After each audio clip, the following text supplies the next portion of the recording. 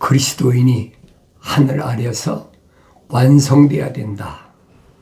그게 하나님의 창조의 거룩한 계획이시고 목적이시다 하는 것을 내가 성령 받고 성경을 읽어야 깨닫게 됩니다. 하늘 아래에서 어떻게 사람다운 사람이 되느냐, 그게 핵심이거든요. 사람다운 사람, 다시 말하면 하나님의 형상을 닮은 사람이 하나님의 모습을 닮아야 된다. 이것이 하나님의 거룩한 뜻이에요. 다른 데 목적 있는 것이 아닙니다. 그러니까 하나님의 거룩한 사랑의 호흡이 들어간 사람이 세상을 살기는 어떤 곳이냐. 첫사람 아담이 세상으로 쫓겨나올 때 하나님께서 뭐라고 말씀하셨습니까? 땅은 너로 인해 저주를 받았다는 거예요. 첫사람 아담이 그렇게 하나님 말씀에 경청하기 전에는 땅은 저주받은 땅이 아닙니다. 그런데 흙으로 첫사람 아담을 지으셨는데, 그리고 그 틀 안에 하나님 거룩한 사랑의 생명을 불어넣으셨는데 완성되기 전에 탈레가 버렸단 말이에요. 그 탈락함으로 인해서 땅은 너로 인하여 저주를 받았다. 분명히 하나님 아버지께서 선언하셨잖아요. 이건 바꿀 수가 없는 거예요.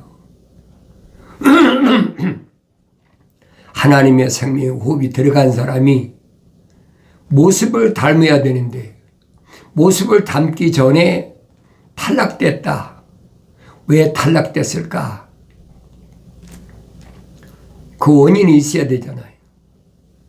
그 이유는 뭘까? 내가 하나님 말씀을 읽고 상고해보고, 하나님 말씀을 읽고 또 묵상해보고, 하나님 말씀을 읽고 되새김질하면서 그걸 깨달아야지요. 하나님 아버지께서 기뻐하시는 일은 무언가? 마땅히 하나님의 생명이 내 안에 들어왔다면 나는 하나님의 자녀로서 마치 어머니 태에 잉태된 어린아이하고 똑같다는 얘기. 그 사도 바울이 설명하잖아요. 옛날에 부활하신 예수님 만나기 전에는 자기는 어떤 사람이었느냐? 만삭되지 못한 자와 같은 나였다. 그 말을 바울이 기냥한 것이 아니에요. 그때는 내가 하나님의 형상만 닮았기 때문에, 완성되지 못했기 때문에, 성령을 받기 전이기 때문에, 모습을 담기 전이기 때문에 완성되지 못한 미완성된 그런 자신의 입장을 사울이었을 때의 모습을 밝히잖아요. 그때 내가 얼마나 악행을 저질렀는지 바울 서신에서 적나라하게 확실히 밝혀주고 있잖아요. 그렇다고 해서 바울이 무슨 잘못된 혼혈하나 뭐 그런 사람이 아니잖아요. 아주 정통, 유대인의 정통이란 말이에요. 그래서 바울이 뭐라 합니까? 내가 이런 말을 하고 싶어서 자랑하고 싶어서 하는 것이 아니라 나는 히브리인 중에 히브리인이다. 또 나 이제 8일 만에 할례 받았다. 히브리인은 정통이 똑같은 거죠. 관리에 따라서 나 이제 8일 만에 할례 받았고, 그리고 감말리엘은 당시에는 그 교법사 밑에서 내가 전문으로 공부한 사람이다. 사도 바울이 뭐 자랑하고 싶어 했습니까? 그거 아니거든요. 부활하신 예수를 만나고 나니까 해가닥 뒤집어져 버린 거예요. 180도로 뒤집어졌어. 360도 같으면 뺑 돌아서 제자리로 돌아오는데 180도로 바뀌어졌어. 다시 말하면 하늘 아래 땅에서 하늘 위에 하나님 보좌로 바뀌어졌단 말이에요. 그게 바울이 설명하잖아요. 내가 14년 전에 그때가 언제입니까? 시리아 다마스커스에 있을 때 3년 동안 있을 때 그때 내가 첫째 아들, 둘째 아들, 셋째 아들이 있는데 3층천에 하나님의 보좌가 있는 곳까지 갔다 왔다는 거예요. 그래서 하늘의 신비를 맛보았다. 누구보다도 사도 바울은 자기 자신을 적나라하게 옛날 과거에 내가 어떤 사람이었는데 얼마나 잘못된 사람이었는데 숨기지 않잖아요. 과거가 중요한 것이 아니에요. 숨길 이유도 필요도 없어요. 왜? 그건 육적인 사람이었으니까. 몰라서 그랬다는 거예요. 몰라서 그랬다는데 얼마나 솔직하고 좋습니까? 그런 바울에게 같은 유대인들은 뭐라 합니까? 너는 세상에 살 자격이 없다. 다른 사람이 그런 게 아니에요. 같은 유대인들이고 한때는 장래가 촉망되는 미래의 지도자로서 꼽는 젊은이였기 때문에 기대가 얼마나 컸겠습니까?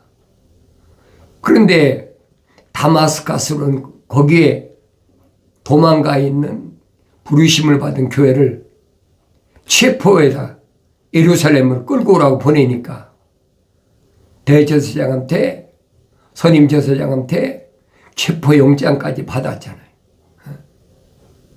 그래가지고 다마스커스로 가는데 갑자기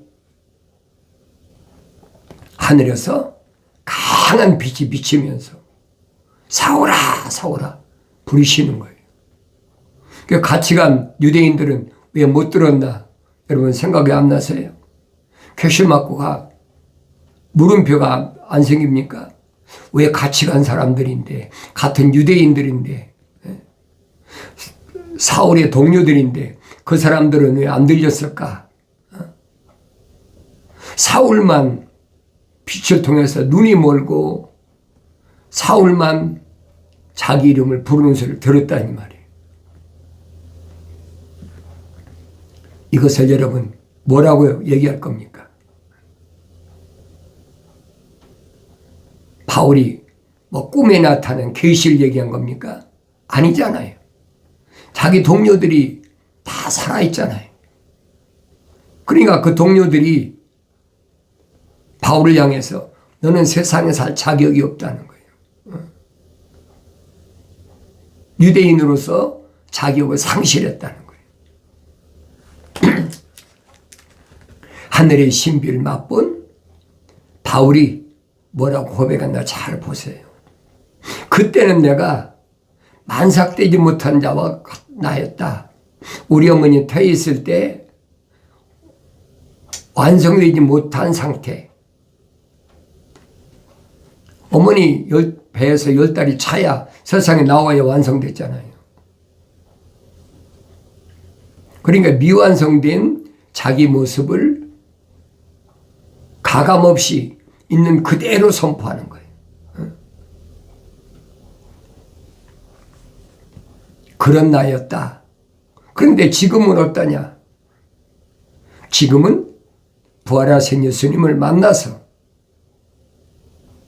그동안 자기가 살아왔던 그런 과거를 돌이켜보니까 너무 형편없는 거예요. 그래서 사도 바울이 뭐라 합니까? 나는 사도라고 체감을 받기도 부끄러운 사람이다. 그러잖아요. 왜? 너무 악행을 저질렀기 때문에 다른 사도들은 그런 사람이 없거든요. 그러니까 자기 자신이 얼마나 쓸모없는 그런 사람으로 세상을 살아왔나. 그걸 깨닫잖아요. 성령 받기 전에는 그렇게 깨닫지질 않아요. 3일 동안을 식음을 전폐하고 이 별의별 생각 다 했겠죠. 내가 왜 이렇게 살았을까? 그런데 그때 선지 아나니아가 와서 형제 사울아 안수하잖아요. 하나님께서 너를 이방인에게 복음을 전하라고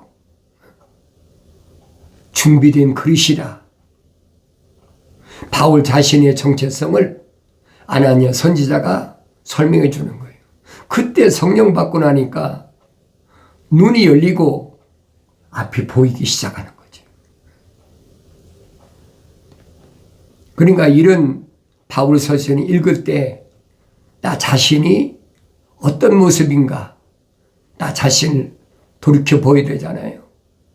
과거에 내가 그릇된 잘못된 삶을 살았던 거, 그거 다 문제가 아니라는 거예요. 복음서에서 다 밝혀주고 있잖아요. 수가성 여인처럼 과거 하나님의 아들을 만나기 전에는 남자가 5이었어요. 2000년 전에 생각해 보세요. 남자가 5. 그럼 뭐 창녀하고 똑같지요. 지금 사는 남자도 6번째도 자기 남편이 아니라고 하나님의 아들이 정확하게 밝혀주시잖아요. 그래서 수가성 여인이 자기 과거를 감추려다가 여실히 홀딱 벗은 것처럼 발각되잖아요. 당신은 참 선지자십니다.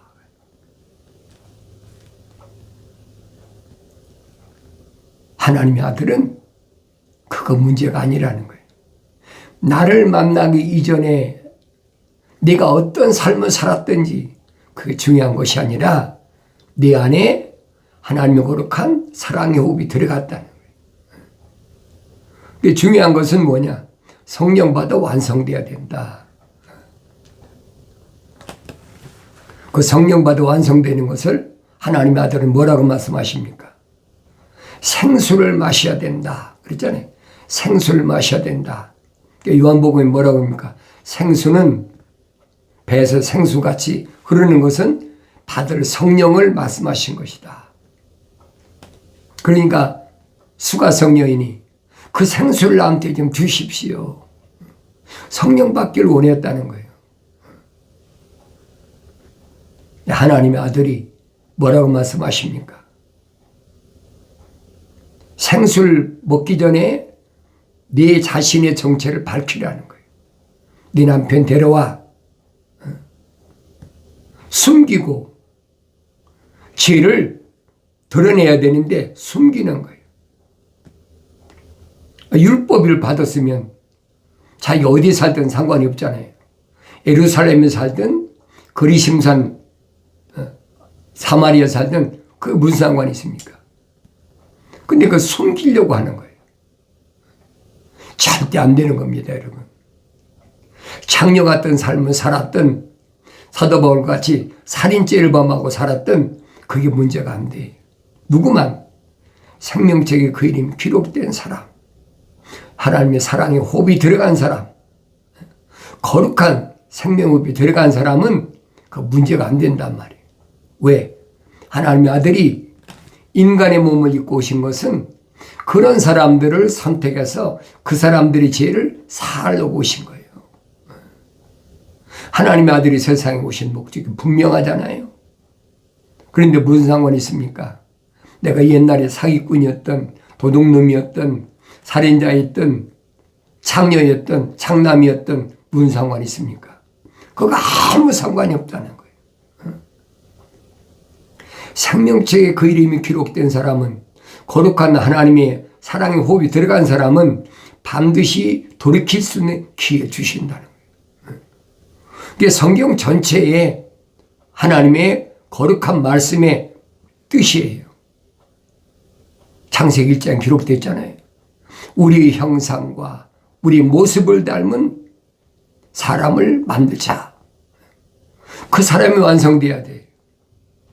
그런데 첫사람은 하나님 동산까지 데려다 놓았는데도 실패했어요.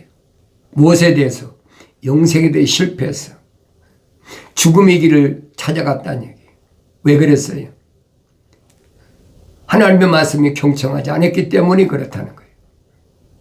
하나님 말씀을 경청해야지요.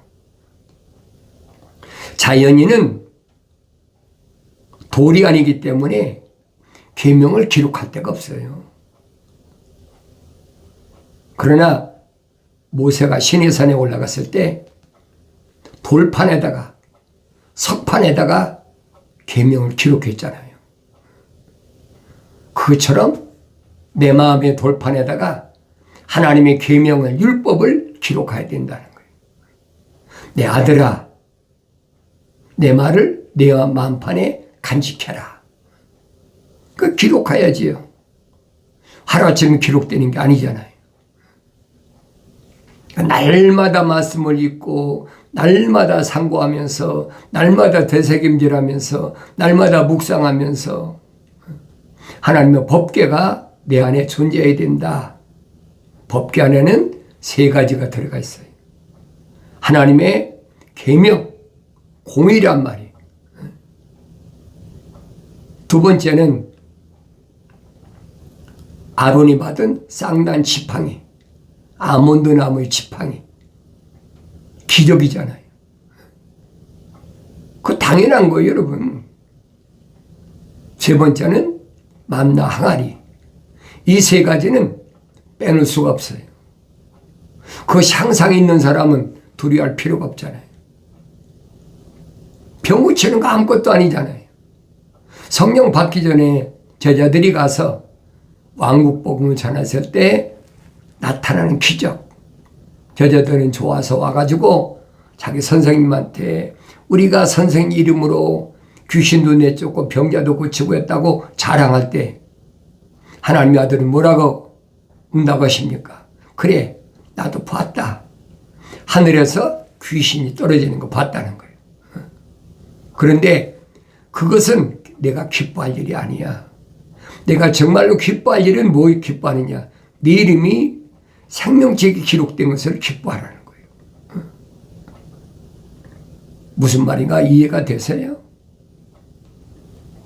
그러니까 사도 바울은 거룩한 하나님의 생명이 들어온 자들에게 하나님의 뜻은 이것이니 뭐라고 했어요? 항상 기뻐하라. 뭘 기뻐하라고 그랬어요?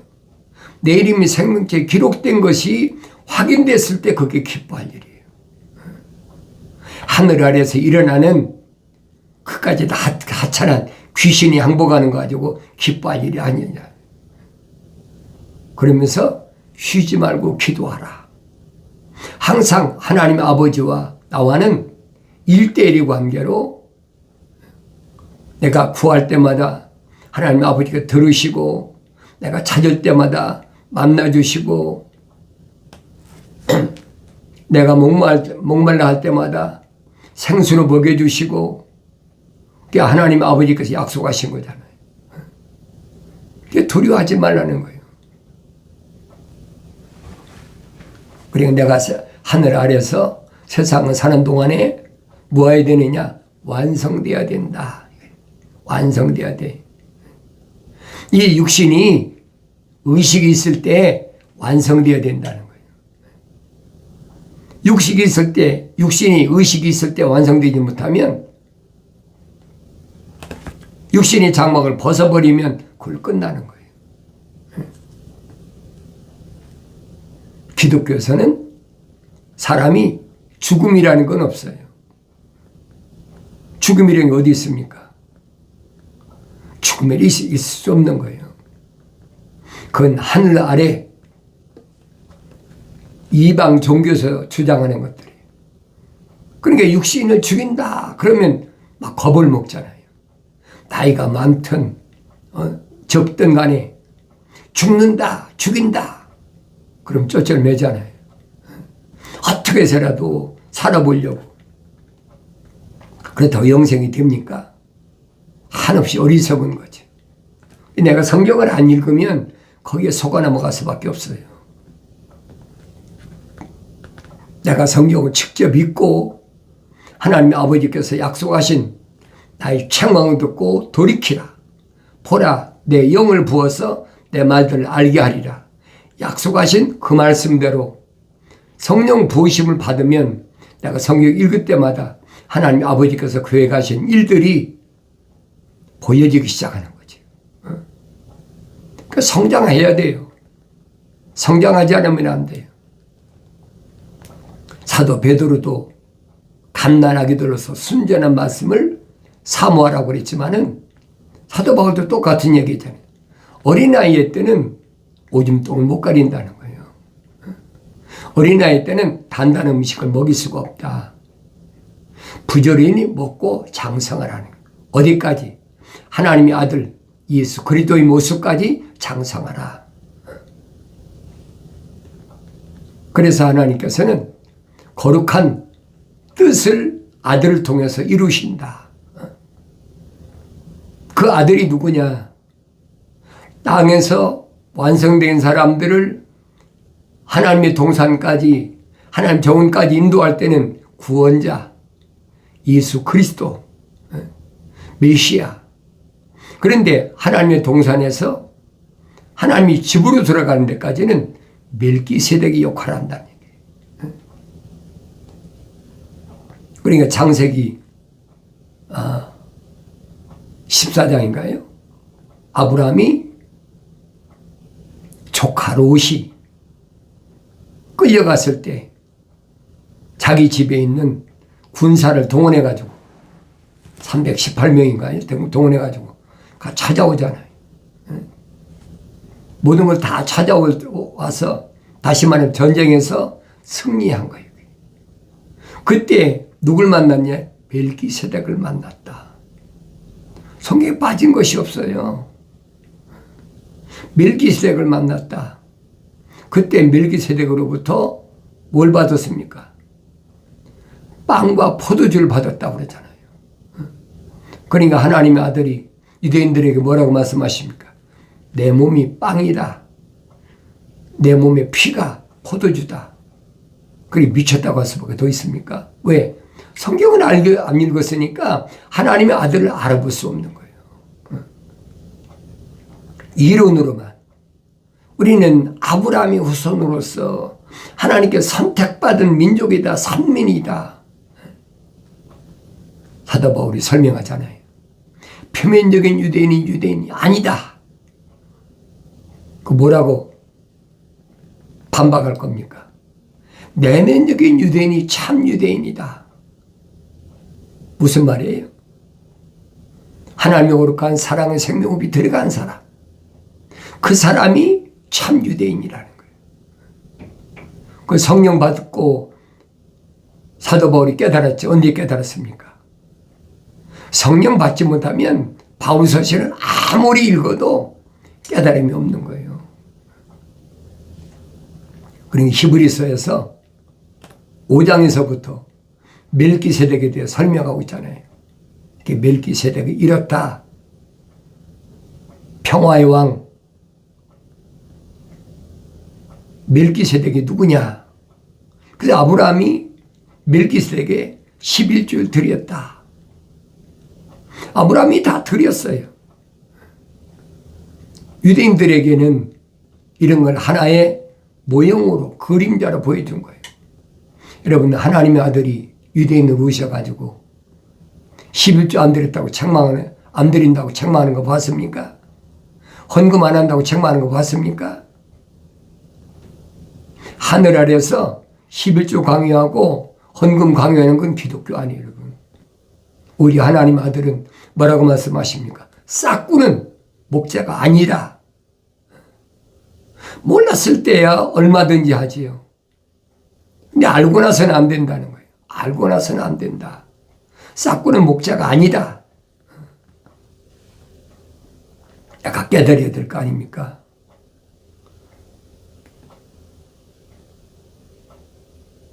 나는 선한 목자라. 예수의 모습까지 닮아가야 돼. 그래서 사도 바울은 뭐랍니까? 하나님의 전신 갑옷을 입어라. 하나님의 전신 갑옷. 왜? 세상에서 육신이 세상과 타협지 않고 올바로 주님이 열어놓으신 그 길 가려면 하나님의 전신 갑옷을 무장하지 않으면 언제 침대올지 모른다는 얘기예요. 그래서 머리에는 구원의 톡을 쓰라. 구원이 뭐예요? 예수잖아요. 오직 예수. 오직 예수예요. 하나님의 아들이 독생자 예수 그리스도를 왜 세상에 보내셨나? 그 머릿속에 오직 구원자 되신 예수로 머리에 툭을 쓰라. 가슴에는 의의 흉배를 붙이라. 그랬잖아요. 왜? 사탄 마귀가 요한계시록 6장에 보면 불과 화살을 가지고 쏠라고 그러잖아요. 그게 보여야 돼요. 수없이 날아들거든요. 뭘로? 하늘 아래 뭐 문화라는 거, 지식이라는 거, 별의별 가지고 계속 몰려든다고, 날아든다고요. 불화살이. 맞으면 어떻게? 감각이 없어지는 거예요. 죄에 대한 감각이 없어져요. 이 정도까지는 뭐 괜찮다. 그 불화살을 맞은 거예요. 흠과 점이 없어야 되는데, 그래서 가슴에 의의 흉배를 붙여라. 허리에는 진리로 띠를 띠라. 힘이 허리에서 나오잖아요. 남자다우려면 허리에 벨트를 매라는 거예요. 진리로, 그 힘으로 날마다 한 걸음씩 나가는 거 아닙니까? 발에는 화평의 복음의 신발을 신어라. 모세의 발에 신발을 벗겼던 불을 닫은 천사의 음성을 들으셔야 돼요. 모세야, 이곳은 거룩한 곳이니 내 발의 신을 벗어라. 하나님과 노아의 불안 원수된 그 신발을 벗고 화평의 복음의 신발을 신으라는 거예요. 그리고 한편에는 믿음의 방패. 어느 때 어느 방향에서 루시퍼 졸개들이 무수히 쏠지 모르거든요. 한쪽에는 믿음의 방패, 한쪽에는 성령의 칼, 하나님 말씀을 가져라. 하나님의 아들이 사탄 마귀가 시험하러 달려들었을 때 뭘로 이겼습니까? 하나님 말씀을 이기잖아요. 성령의 칼이라는 거예요. 그 칼을 내가 주러 왔다라고 사도들에게 말씀하시는 걸 내가 들어야지요. 내가 성령의 칼을 주러 온 거예요. 하나님의 말씀, 이게 물리쳐버리잖아요.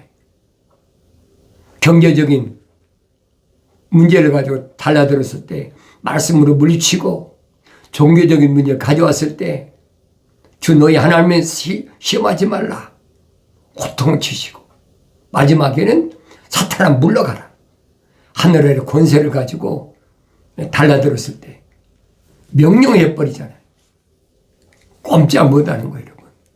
그렇게 해서 하늘 아래서 내가 성장해야 된다. 날마다 성장해야죠.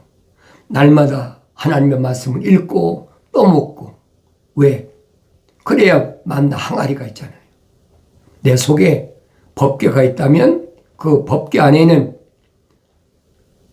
출애굽한 이스라엘 백성들이 광야에서 40년 동안 먹었던 만나 항아리가 있다는 거예요. 날마다 하나님 말씀으로 가득 채워서 부족함이 없는 삶, 하나님 아버지 앞에 영광 돌리는 삶, 복된 삶을 살아가길 바랍니다.